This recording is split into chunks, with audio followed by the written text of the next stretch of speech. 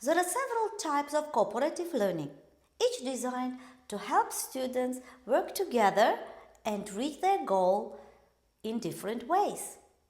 But today, we will look at four main types of cooperative learning. They are formal cooperative learning, informal cooperative learning, cooperative-based group, and the last one is digital and online cooperative learning. The first one, let's talk about the first one. Formal cooperative learning, the activities are long-term, structured, like projects and presentation. A great example of formal cooperative learning is a group of students working together over a semester to research some topics and present a topic at the end.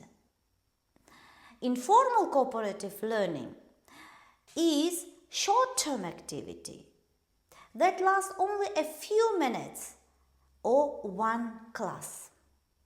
A great example for informal cooperative learning is think, pair, share activity, where students discuss a question with a partner and share ideas with others. Cooperative-based group is long-term that stays together for a semester or even a year.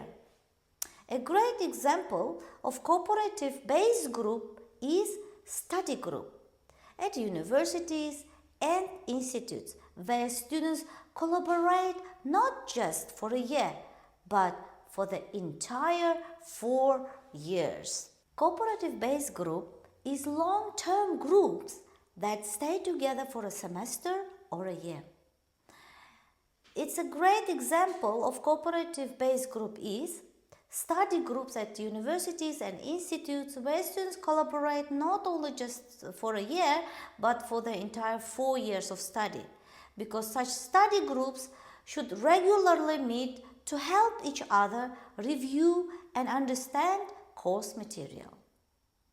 And the last one, digital and online cooperative learning. This is a new and evolving type that has emerged with the rise of technology and online platform, allowing students to collaborate in virtual spaces. In this type of cooperative learning, students use digital tools like Google Doc or Zoom for collaboration. In online cooperative learning, students work on shared documents from different locations and complete a project.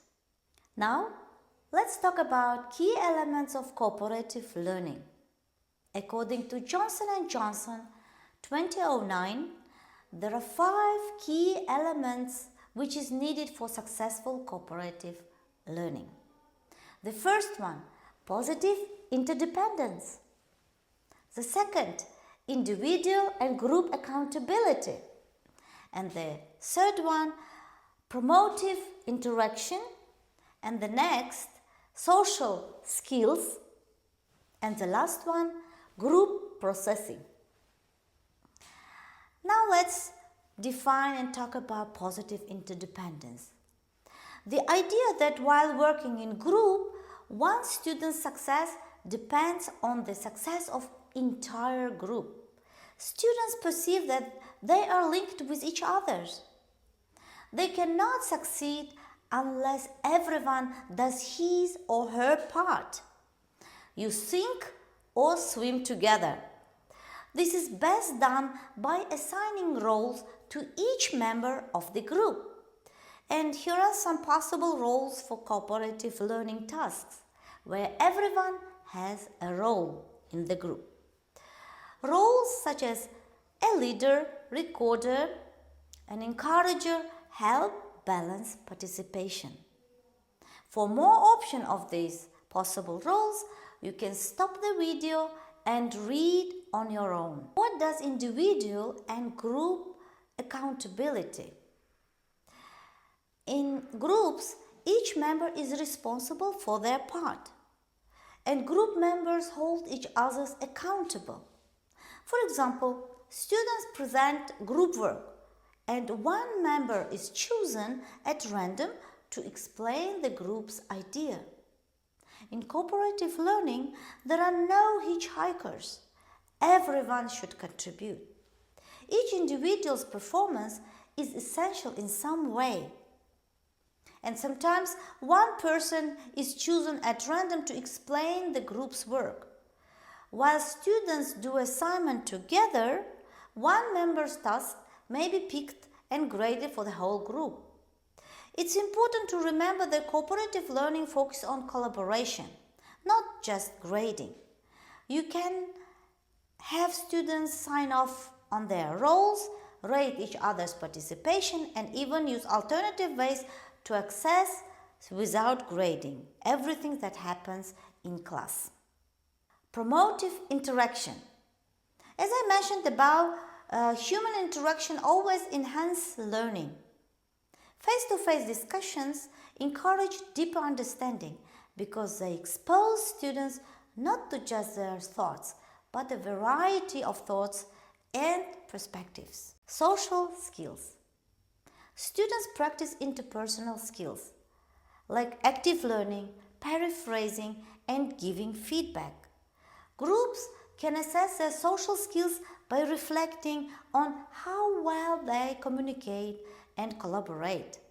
When teaching social skills, it's important to focus on one or two skills at a time before starting the cooperative activity.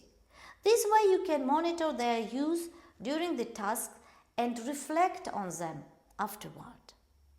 Teaching social skills in this explicit way makes the activity more authentic and effective.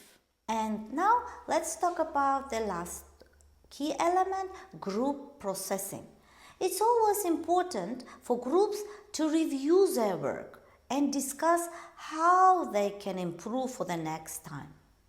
The teacher can ask groups to discuss what went well and what needs improvement. This large group conversation helps students assess their performance. Teachers can guide this reflection with a simple checklist to evaluate how effectively their group worked together to accomplish the tasks. I am going to share with you examples of checklists which are taken from social studies by Dr. Andrew Johnson, Minnesota State University. Pause the video to get the checklist.